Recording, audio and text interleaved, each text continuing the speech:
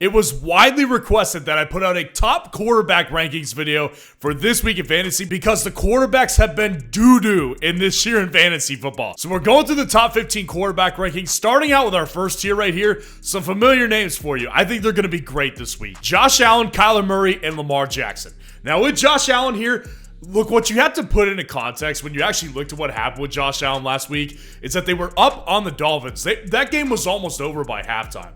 Before Tua went out with the injury, that game was well in the bag for Buffalo. They didn't need Josh Allen to throw. James Cook was ripping that defense up in Miami last week. They had no need for Josh Allen to come out and be Superman like they did against the Arizona Cardinals. Now with the Jacksonville Jaguars this week, I'll make it clear, it's possible that it turns out like the Miami game. I think it is possible. But based on what we saw last week, I think that was more of an outlier week for what we'll really see from Josh Allen. Because what we know from Josh Allen and what we saw in week one is he's still that dude. He can still run in a bunch of touchdowns. He can still throw for a bunch of yards, throw for more touchdowns. Doesn't really matter who's at his disposal. Josh Allen's going to be fine this week. I have full confidence in that. Kyler Murray is a very strong number 2.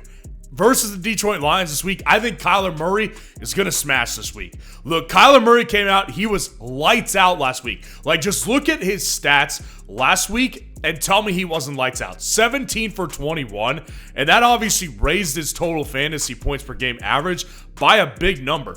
Kyler Murray was absolutely fantastic last week in fantasy football, and I don't see a reason it doesn't keep up this week against the Lions, who have been particularly susceptible to quarterbacks and their wide receivers. So Kyler Murray, obviously add on that rushing total that he can get, and you've got a really money play at the quarterback position this week. Lamar Jackson at Dallas. Look, I know a lot's going to get made of this one.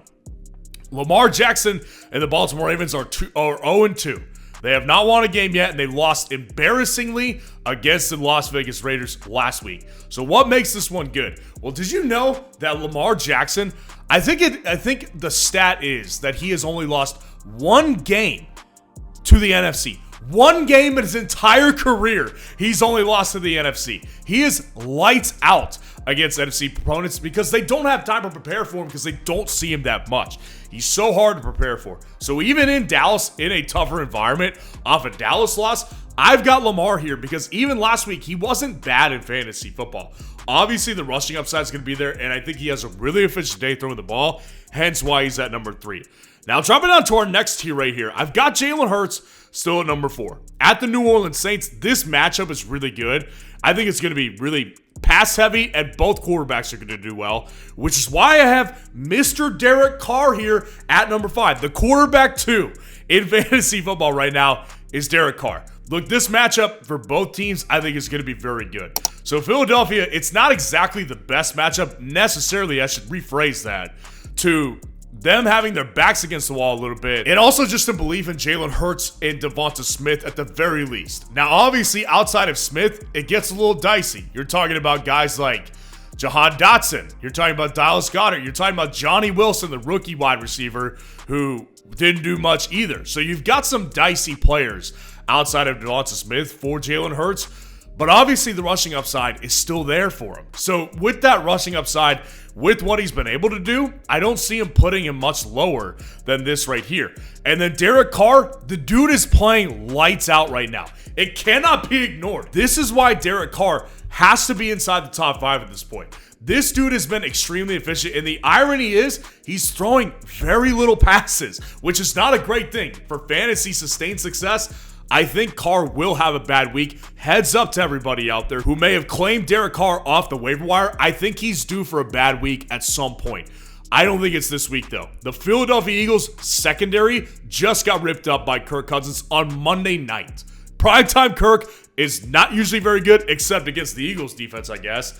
So Derek Carr, I think the matchup is really set up for him to boom once again and then probably take a downturn come week 4.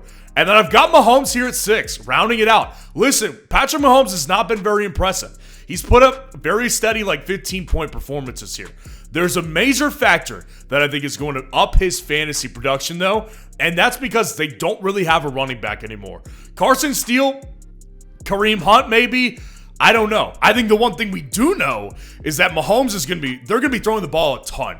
I mean, they do not have balance on this offense anymore without Pacheco. Pacheco was getting like 20 carries a game for the Chiefs. So Pacheco, I think losing him really loses that balance in the offense. And we start to see better Mahomes fantasy games at the Atlanta Falcons this week. I think that's a great start. And of course, I'm pretty certain on this one too. Aaron Rodgers' line on underdog is 0.5 total yards. Obviously, great free line to take advantage of. That game is tonight. Take advantage of it today by going down in the comments, using the link in the comments below. And when you use code FFN to deposit $10 on underdog, they'll match your first deposit 50% up to $1,000 in bonus cash, and you'll be able to take advantage of the free Aaron Rodgers line right here. Now, dropping down to our next tier right here, I've got Joe Burrow at number 7 and Jaden Daniels in the same matchup. I like Joe Burrow a lot this week.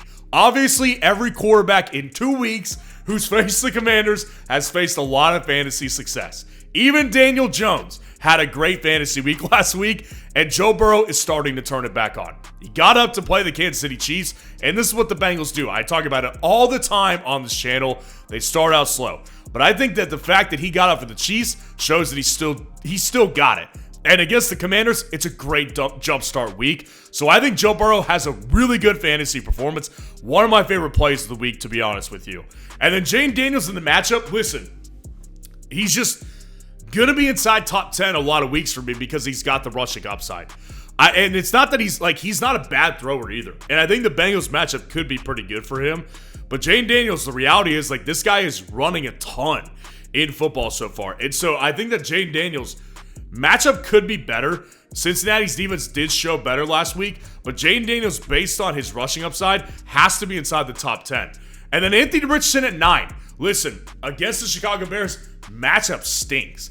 And the reality is, if Richardson was a pocket quarterback with this inaccuracy, first of all, he wouldn't even be playing. He would have been benched after last week's performance because it was utterly embarrassing from a throwing standpoint. I mean, Anthony Richardson was lucky to give you what he got you. I mean, he really had no business being that good in fantasy, but it is fantasy, so when you get that rushing upside, you're going to be good in fantasy. Against the Bears this week, I hate the matchup, but again, you cut out a couple mistakes here from Anthony Richardson, he's going to be fine in fantasy just because he can freaking run. And then rounding up the tier, CJ Stroud at 10. Against the Minnesota Vikings, matchup is not great. I think this matchup is pretty tough for CJ Stroud here, but CJ Stroud has done pretty well in fantasy. He's not top tier. He hasn't been top tier just yet, but I think it's coming for CJ Stroud because he looks really sharp. He just played a string of a couple good defenses here versus the Chicago Bears. So ultimately, have confidence in Stroud this week. But I think where he's ranked right now, as far as quarterbacks go through 2 weeks, is really where I've got him ranked heading into this week as well. Now, dropping down to our next tier right here, we've got Baker Mayfield, who may feel low for some people, versus the Denver Broncos. And listen, the reason it feels low is probably because dude is the quarterback one in fantasy football right now.